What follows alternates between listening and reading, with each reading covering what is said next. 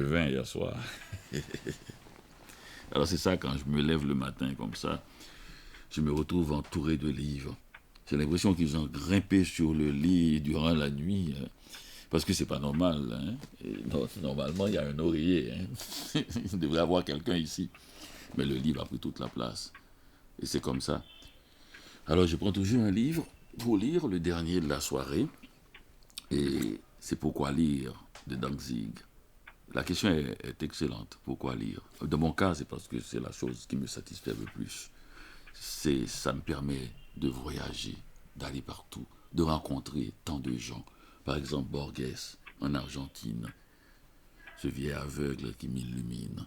Et par exemple, Magloire Saint-Aude, le poète de Port-au-Prince, le clochard céleste. Et puis aussi, il y a Federico Garcia Lorca en Espagne, Impressions et paysages. Ou bien encore, je file sur la route avec Kerouac. Je me souviens quand j'ai lu ce livre, c'était magnifique aussi. Ou à Berlin, avec Doblin, Berlin Alexanderplatz. Enfin, il y a les Japonais aussi, Tanizakis, on n'en finit pas. Et Salinger, qui m'a tant ému quand j'étais adolescent. Et enfin, tout. Hein? Il n'y a que avec un livre qu'on peut voyager comme ça. Je suis dans mon lit et en même temps, je peux aller partout. Voilà.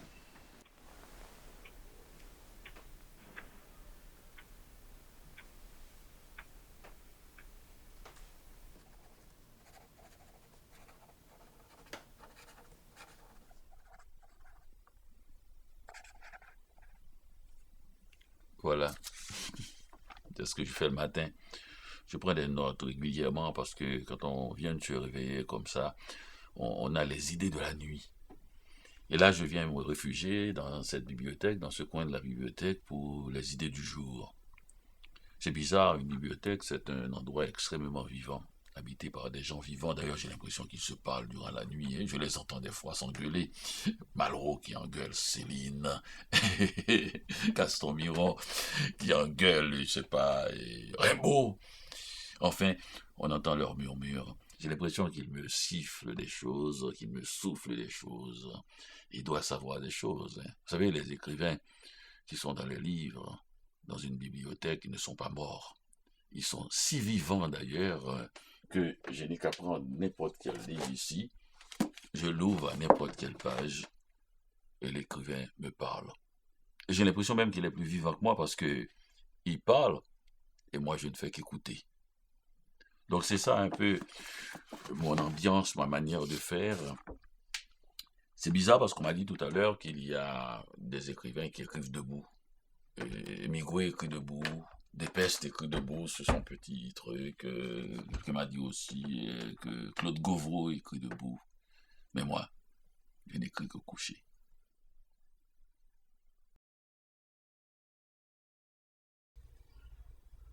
Les écrivains sont des animaux avec habitude.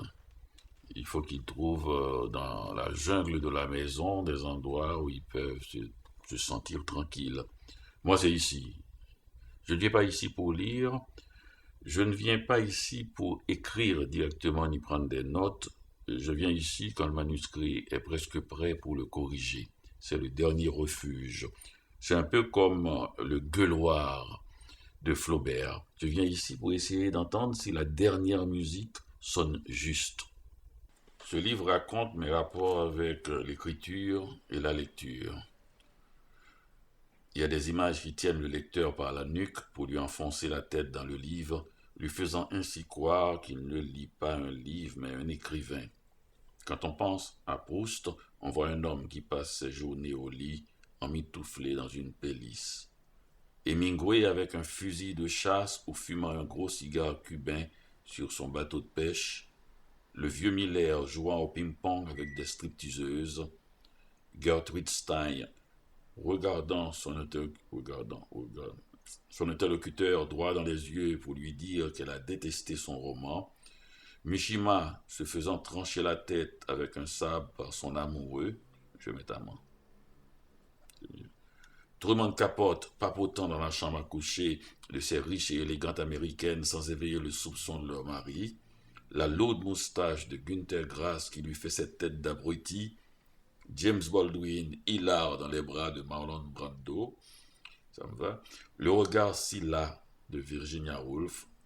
Borges assis seul dans ce hall d'hôtel avec sa canne d'aveugle entre les jambes, les seins de Colette, l'Indochine de Duras, Lorca fusillé par Franco et Jacques-Stéphane Alexis par Duvalier, Salinger invisible, oui, oui. Homer aveugle, Ovide exilé, je me foule pas là. Faulkner en gentleman farmer, Emily Dickinson refusant de quitter sa maison, Kafka l'angoissé, oui ça on sait, hein. Céline Le Maudit, bien sûr. Tolstoï dans sa vareuse de Moudjik, les multiples masques de Pessoa, Dante en enfer, Milton au paradis, Blake dévoré par un tigre, et l'écrivain inconnu, comme on dit le soldat inconnu en pyjama.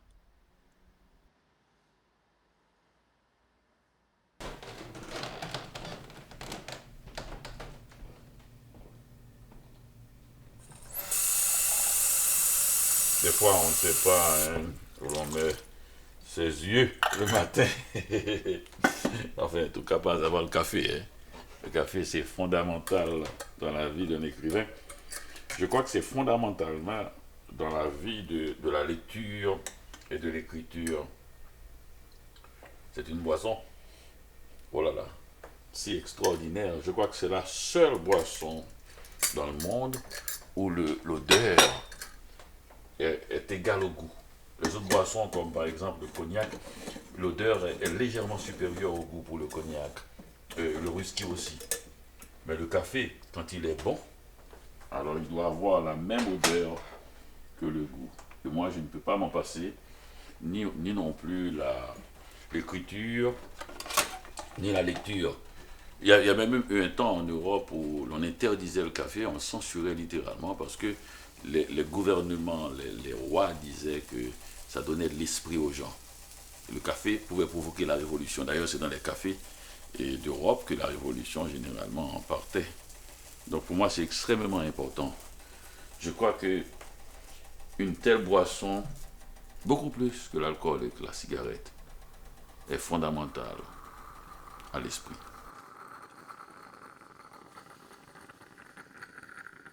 Le café, ça vient de ma grand-mère. Quand j'étais à Petit Gouave, dans mon village avec ma grand-mère, elle avait l'habitude, vers 2 heures de l'après-midi, de n'importe quel après-midi, elle s'asseyait dans un coin de la galerie en avant de la maison, avec à ses pieds une cafetière. Et elle faisait renouveler le café autant de fois qu'elle en voulait. Elle disait que le paradis pour elle, c'est une immense cafetière.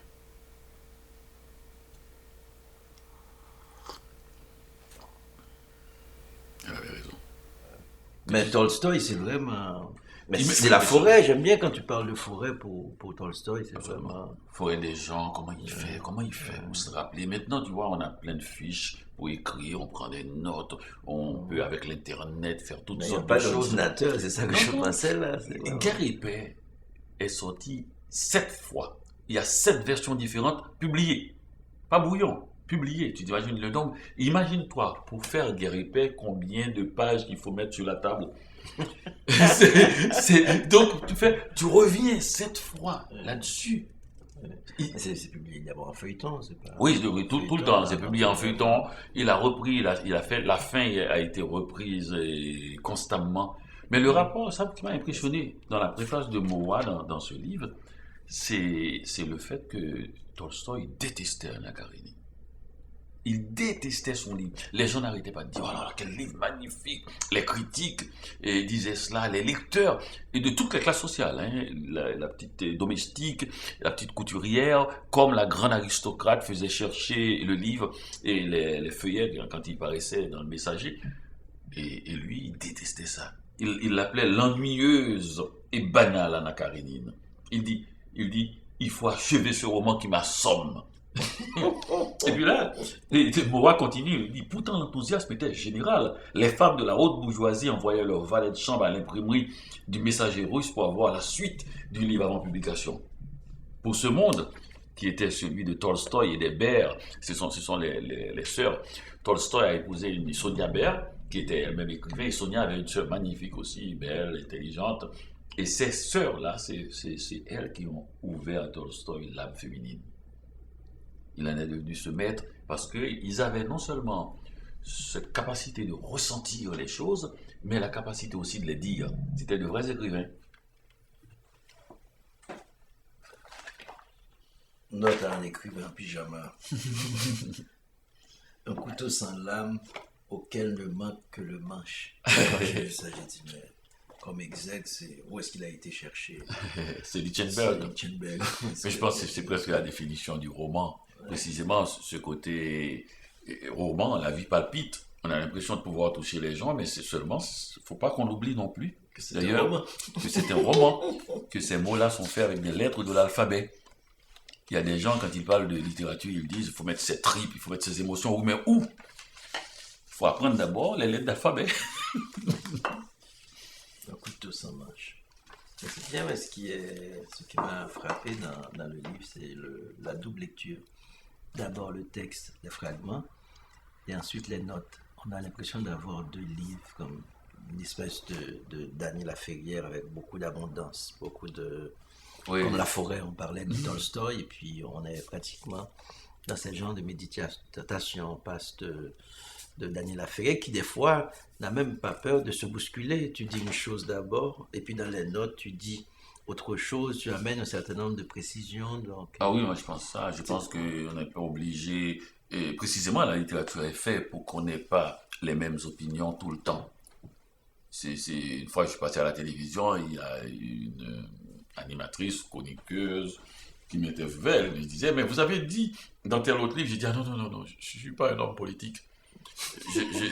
Je change d'opinion chaque jour. Donc, mon opinion n'est même pas la mienne. Quand je dis je dans le livre, ce n'est même pas forcément vrai que ce soit moi. Je peux l'avoir appris de quelqu'un et dire je. Donc, c'est pas comme ça qu'il faut lire un livre. Non, mais je le dis ici parce qu'il y a beaucoup de gens qui n'arrêtent pas sans cesse de faire coïncider le narrateur avec l'auteur. Et il faut bien, parce qu'il y a beaucoup de gens à l'internet qui écrivent, il faut bien qu'on sache ce minimum-là. Le narrateur n'est pas forcément l'auteur. Le narrateur ne représente pas forcément l'auteur. Le narrateur est une création de l'auteur. Dans cette création-là, peut-être qu'il a pris de bonnes choses de ici et là, et des mauvaises, parce que pour que ça vive, il faut qu'il y ait des faiblesses et des forces, mais c'est une construction de l'esprit. C'est pourquoi on est en pyjama. Oui. Oui, tout à fait. Garder le pyjama, c'est-à-dire garder le sens de l'amateur. Garder le sens... le pyjama, c'est le dimanche de la vie. Garder ce sens-là, ce plaisir qu'on a de faire ce qu'on fait là, comme nous on faisait cette conversation, on a parlé d'Anna Karenine, on a fait du café, on était dans... Garder ce sens-là, de vivre l'instant, et non d'essayer de l'exploiter pour le vendre. Mais c'est aussi, ce livre, c'est un art de la conversation aussi, parce que l'art de la lenteur, l'art de établir le lecteur, d'établir le dialogue, comme on le fait là. Mais tu l'as dit, le mot, et je pense que c'est le dernier mot, c'est l'art de la conversation. J'espère que ce livre, avec 202 petites chroniques qui racontent mon aventure, mon aventure dans l'écriture et dans la lecture, suscitera des conversations, et j'espère qu'il y aura des gens qui disent, moi, le numéro 106, je ne l'ai pas aimé du tout, cette chronique-là, et puis d'autres personnes qui ont... Alors, ce que j'aimerais faire, c'est demander aux gens de prendre dans ces 202 petites chroniques avec des idées à la fin et de juste faire une croix à côté des chroniques qu'elles aiment. Et après, de ne pas se dire, voici les chroniques que Dany Laferrière a réussi. Il faut plus lire comme ça ne veut rien dire. On ne peut pas savoir. Mais de dire, voici moi. Faites payer les riches. Voici moi ce que je suis. Parce que quand on aime quelque chose, par exemple, quand quelqu'un dit je n'aime pas Ulysse de Joyce, moi non plus d'ailleurs. Quand quelqu'un dit, mais le problème, ce n'est pas le problème de Joyce. Hein. Son livre continue à être dans les librairies. C'est ton problème à toi. Et tu as le droit, mais ce n'est pas le problème de Joyce. Au fond, ce n'est pas Joyce que tu n'aimes pas, c'est tout simplement tu as trouvé ta limite.